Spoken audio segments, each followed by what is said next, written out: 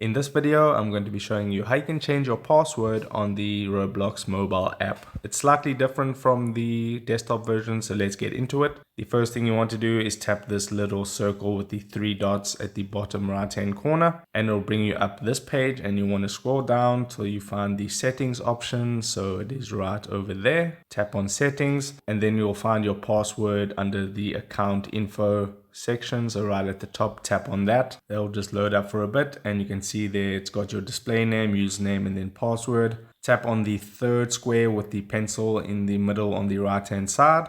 That'll take you to the change password screen, so you have to fill in your current password, which I'll do right now. Once you've filled in your current password, enter your new password twice. Once you've done your password twice, your new password, tap on update.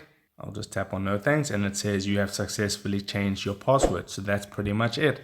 If this video helped you out, don't forget to drop a like on this and subscribe for more, and I'll see you in the next video. Take care.